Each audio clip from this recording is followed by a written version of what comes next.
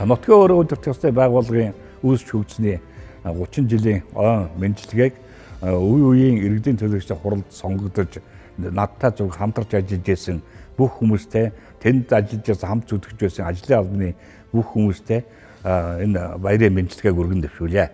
92 оны шинэ үндсэн хуулиар бид нийгмийн байгууллага шинжлэх ийм шаардлага үүссэн. За түүний дотор энэ нутгийн удирдлага гэсэн өөрийн удирдах ёс гэдэг ийм ойлголтыг анхудаа үндсэн хуульдаа тусгаж ингэж оруулсан байдаг. Өмнөх тогтолцооны үед ч гэсэн бид нар ардын хурал, ардын депутатуудын хурал гэдэг бас иргэдийн сонгуультай ийм байгууллага байсныг үл байсан. Тэгэхдээ одоо ялагдах зүйл нь бол яг харахгүй тэр яг орон нутгийн иргэдийн өөрийн үүсгэл санаачлагаар тийм хүмүүсээ сонгоод итгэл найдвараа хүлээлгээд тэр улсууд маань орон нутгад эрх мэдлээ хэрэгжүүлдэг, иргэдийн ашиг сонирхлыг хамгаалдаг ийм тогтолцоо үүссэн гэж ингэж үзэж энэ жил ойгоо тэмдэглэх гэж бэлтгэл ажлаа хангаж байгаа маа гэж ойлгож байна би. За ингээд ер нь үндсэн хуулийн маань 4-р бүлгийн 57-оос 63 гээд нийтдээ бол нэг 7 зүйлийн 21 заалт бол яг Монгол улсын засаг захиргаа нутаг дэвсгэрийн нэг түүний удирдлагын тухай ингэж зориуд зааж өгсөн. Тэрний эрх мэдэл, үйл ажиллагааны зааг хүрээ хязгаар за тэгээд төрийн удирдлагатай яаж хослуулж ажиллах вэ гэдэг тал дээр бүх зүйлийг бол наривчилж ингэж зааж өгснөөр онцлогтой гэж ингэж үздэг. Энэ 30 жилийн би нэг 22 жилд энэ Сэлэнгэ аймгийн удирдлагын багт янз бүрийн хэлбэрээр ажилласан байгаа. За ялангуяа 92 оны сонгуулийн дараа 96 оноос энэ төрийн байгуулалтаа бид нар албан ёсоор шинжилсэн. 92 оноос 93 оноос ерөнхийлөгчдөө болсон. 92 оноос шинэ их хурлаа сонгосон. За ингээд 2000 оноос бол үндсэндээ орон нутгийн хэмжээнд энэ хуулийг хэрэгжүүлэх ажиллагаа бол их үүсвэрээ тавьж үйл ажиллагаа жигдэрч ирсэн гэж ингэж үздэг. За миний би 2000 оноос 2008 оны хооронд аймгийн засаг даргын хамгийн газрын даргаар ажилласан. Энэ маань нутгийн захиргааны орон нутгийн байгууллагын хамгийн том албан тушаал. За 2008 оноос 12 он хүртэл иргэдийн төлөөлөгчдийн хурлын даргаар сонгогч ажилласан. За тэгээд 16 оноос 2000 оныг дуустал бас их хурлын орон нутгад суудаг төлөөлөгчийн ажлыг хийж нийтдээ бол 20 гаруй жил нь би ямар нэгэн хэлбэрээр энэ орон нутгийн удирдлагын төвшөнд ажилласан байнамаа. За яг ер нь бол тэр энэ ажлыг хийж ирснээр энэ орон нутгад энэ хууль хэрэгжиж ирснээр бол ямар ч байсан иргэд маань өөрийнхөө итгэл найдвартай улсуудаа мандатаа олгоод тэр мандат авсан иргэд маань төлөөлөгч маань нийлж байгаад төрийнхөө орон нутгийг удирдах хүнээ сонгож нэрийг дэвшүүлдэг. Энэ бол маш том ололттой ийм тогтолцоо бий болсон гэж үздэг. Засаг даргын хуучин бол дээрээс томилдог байсан бол одоо бол замарч байсан тэр тухайн шатны иргэдийн хурлын төлөөлөгчдийн саналаар нэрийг дэвшүүлж тэрийг нь дээд шатны байгууллагын ерөнхий сайд томилдог ийм тогтолцоо гэдэг бол үндсэндээ төрийн удирдлагыг хослуулах ийм суурь нөхцөл бүрдсэн гэж ингэж ойлгож болж байгаа юм аа. За яг миний хувьд бол эхний ээлжин тэр 2000 оны ихээр бид энэ шинэ зууны тогтвортой хөгжлийг хангах бат суурь бүрдүүлнэ гэсэн ерөнхий ийм зорилгын хүрээнд бид нар үйл ажиллагаа төлөвлөж бас хэтийн болон дунд чадны төлөвлөгөөнүүд боловсруулж тэрнийгээ хэрэгжүүлэхийн төлөө би 4 засаг даргатай хоёрт нь би хамгийн даргын толгойлж, хоёрт нь бол би иргэдийн хурлын даргын хувьд хажууд нь хамтран зүтгэж ингэж ажилласан гэж. За ингээд ямар ч энэ 16 жилд бол энэ орон нутгийн өөрөө удирдах ёсны тогтолцоо бол үндсэндээ бол бий болж үүсэж яг бодит байдал дээр тодорхой тийм хууль эрх зүйн хувьд хангагдаж ажил төрлөн жигдэрч нутгийн захиргааны байгууллага иргэдийн өөрийн удирдах ёсны байгууллага хоёрын үйл ажиллагаа зөв голдролд орж тэгээд ямар ч байсан үйл ажиллагаа тийм хэвшиж эхэлсэн. За тэгээд тэр утгаараа бол энэ 16 миний байсан энэ 20 жилд бол Сэлэнгэ аймгийн удирдлагын байгууллага тогтвортой үйл ажиллагаа явуулсан. Хүний нөөцийн хангалттай тийм нөөц бүрдсэн. Ажилдаа чадвардсан. За тэгээд хаанаа бол ажил үүргийнхээ хувьд бол ялгаагаа мэддэг, онцлогоо мэддэг, хэн юун дээр одоо илүү эрхтэй гэдгээ мэддэг, хэн одоо хэнийхээ шийдвэрийг хэрэгжүүлэх ёстой вэ гэдгээ мэддэг ийм байдалд одоо үйл ажиллагаа явсан жигдэрсэн гэж би ойлгож байгаа. За ер нь бол одоо энэ иргэдийн хурлын үйл ажиллагаа, за доод түвшинтэй одоо багийн нийтийн хурал, за аймаг сумын төвчд иргэдийн төлөөлөгчдийн хурал гэдэг бол өөрөө бол яа харахгүй одоо орон нутгийн эрх ашигыг хамгаалж, орон нутгийн чиг үүргээ хэрэгжүүлж, орон нутгийн өмчийг эзэмшиж, тэгээд орон нутгийн одоо иргэдийн эрх ашигыг хамгаалах ийм ерөнхий одоо хүрээнд үйл ажиллагаа явуулж ирсэн.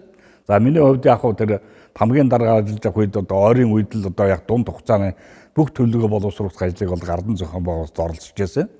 За 2008-аас иргэдийн хурлын одоо дараагаар болох үед чинь бас нэг сар хүрээ өргөжөөд аймгийн түвшиндээ бусад аймагуудаа харьцуулж Монгол улсын эзэн засгийн нийгмийн нийт тогтолцоонд Сэлэн аймгийн одоо өөрийн оролцоо юу вэ гэдэг дээр одоо илүү анхаарал хандуулах ийм шаардлага бий болсон. Тийм ч учраас манай Сэлэн аймаг бол одоо ямар ч байсан одоо улсын төсөв бүрдүүлэхэд бол идэвхтэй одоо оролцоотой ийм аймаг болж өөрчлөсөн. Бид одоо цөөхөн одоо донор аймгийн нэг гэж явдаг. Танаа нэгдсэн ойлголтод хүрсэн. Тэр утгаараа бол үйл ажиллагаа явуулахад бол одоо айгүй хялбар байсан. Би ч одоо Нямсран гэж одоо засаг даргатаа эхний ээлжинд дараа нь одоо Баяр Магна гэж засаг даргатаа би хамгийн дараагийн хувьд харьцаж байсан. Дараа нь одоо иргэдийн хурлын дараагийн хувьд их хурлын гишүүн одоо энэ Эрдэнэбат гишүүн засаг дарга байсан. За тэгээд түүний дараа одоо энэ Бүрэнбат гэдэг дараа засаг даргууд би бас хурлын дараагаар ингэж хамтарч ажиллаж одоо өнөөдрийн юу хийндээ Сэлэн аймгийн өнөөдрийн эдийн засгийн нийгмийн тогтолцоог ийм төвшөнд хүрэхэд бол тодорхой үүргээ гүйцэтгэж ирсэн. Үүний зэрэгцээ бол манай үеийн манай хурлын төлөөлөгч бол бас одоо нийгэмдээс мандат авсан үнэхээр одоо чадвартай ийм одоо боловсон хүчин байсан гэдгээр бид өнөөдөр зориуд цогц тэмдэглэж хэлмээр байна. За тэгээд хамтарч ажиллаж байсан бүх дарга нар маань одоо бид нар харилцсан бие биенээ үнэхээр сайн ойлгож үйл ажиллагаагаа явуулж ирсэн. Үүний үр дүнд одоо бид нар энэ Сэлэн аймаг маань одоо хүний нөөцийн хувьд ер нь одоо үйл ажиллагааны хувьд тогтвортой ийм ажиллагаанд хүрсэн. Ер нь бол одоо манай аймаг бол миний л ойлгож байгаагаар бол бараг 10 гаруй одоо энэ засгийн газар шалгаруулдаг нөгөө болзол энэ тэрийг хангаж тэргүүнээ аймгийн тоонд одоо орж ирсэн гэж одоо би одоо зориуд цогч хэлмээр байна. За зүгээр сонирхолтой жил 2003 онд 2000 онд одоо нэг онд манайх ч одоо 17 дугаар байранд орж ирсэн аймаг л да. Бид хамгийн дарга болоод хамаг тайлан тооцоогоо засгийн газар руу явуулаад тэндээ ч үнэлгээд үнэлтэд авдаг. Тийм байхад одоо манай өмнөх одоо засгын үеийн үнэлгээ бол тийм байсан. За тэрнээс хойш миний ойлгож байгаа 10 гаруй би зүгээр яг нарийн тоог мэд сүүлийн үе жоохон холдоод нарийн тоог мэдэхгүй 10 гаруй удаа omч тэргүүний аймаг болсон гэдгийг энэ бол одоо тодорхой ажил бүтээл хийх сэтгэлийн үр дүн гэж ингэж ойлгож байна. За тэгээд манай сүүлийн энэ үндсэн хуулийн нэмэлт өөрчлөлтөөр за түүний мөрөөр гарсан энэ засаг захиргааны улсын түүний удирдлагын тухайн хуулийн одоо хувьд хүрээнд тодорхой одоо үр дүнд хүрсэн агшин дэвшлэл гарсан зүйлүүд байна. Ялангуяа манай энэ хурлын төлөөлөгчдийн үйл ажиллагаанд шаардлагатай санхүүжилтийн асуудал бол шийдэгдсэн байна. Энэ бол одоо их тийм зүйлээ гэж өвдөө ойлгож байна. Ягаад гэвэл бидний эхний жирүүд бол одоо тэр төлөөлөгчдийн үйл ажиллагааг одоо санхүүжүүлэхийн тулд одоо ёстой аргаа барж засаг дарга нартаа маш одоо урт удаан яриа хэлжил үүсгэж ийж одоо нэг хэдэн төгрөг батлуулдаг тэргээ одоо юундаа зардаг юм байсан. Одоо бол одоо төр засгаас зориуд одоо бүр тодорхой тоог нь тавьж өгөөд аль нэг засаг даргын сайн муу зангаас хамзаарахгүйгээр одоо төлөөлөгчд маань иргэдийн хурал маань үйлээр явуулах ийм сайн талтай болсон байна. Энэ бол дагууштай үнэхээр сайхан тал. За нөгөө талаас бас энэ хурлын энэ засаг дарга түүний хамгийн газрын үйл ажиллагааны ийм тэнцлийг бас сулруулсан ийм зүйлүүд бас гарсан байна лээ. Энийг одоо энэ яг хөө нэгэнт одоо бид энэ баримт каноноор ярих гэж байгаа бол бид бас тодорхой аль аль зүйлээр ярих хэрэгтэй гэж ойлгож байна. Эндээс харж байгаа одоо иргэдийн хурлын тодорхой үйл ажиллагаанд бүр хэвшсэн зүйлүүдийг одоо засаг дарга түүний хамгийн газар руу шилжүүлэх жишээтэй. Тэр маань одоо тэр одоо олон нийтийн иргэдийн анхаарлын төвд байдаг тэр шагнал урамшлын гэдэг юм уу тийм ээ. Тэр одоо ингэс мэт олон бүр гарчсан ард иргэдийн тунд хэвшил болсон зүйлүүдийг одоо ингээд эвдээд юу болгосон байх жишээтэй. За нөгөө талаасаа бас энэ тэргүүлэгч гэдэг ийм субъект байсан. Тэргүүлэгч маань одоо энэ хурлын шуурхай үйл ажиллагаа ялангуяа одоо цаг үе маань цаг нартаа уралдаж үйл ажиллагаа явуулдаг бас энэ үед бол энэ хурал маань одоо удаан хугацаанд хоорондоо хуралдахгүй удаан байх ийм одоо амьдралын шаардлага болоод таархан байдаг шүү дээ. Тийм учраас энийг бол одоо бид нар ингээ бодоод үзэх юм бол одоо энэ зөвлөлд гэж байгуулсан гэдэг бол ерөнхийдөө бол одоо энэ хурлын үйл ажиллагааг бол айгүй тийм удаачруулсан ийм одоо юу болж хувирсан байгаа. Энэ зөвлөл ямар нэгэн эргэмэдэл байхгүй. Тэгсэн мөртлөө одоо тэр хурлыг одоо сунжруулах гэдэг юм хоёр хурлын хоорондох зайг одоо хол болгох гэжтэй ийм одоо хэмжээнд одоо жилийн дутагдaltaй шийдвэр гарсан болов гэж бодож байгаа. Гэтэл бол хууль тогтоомжууд мэдээж өөрчлөгч байдаг.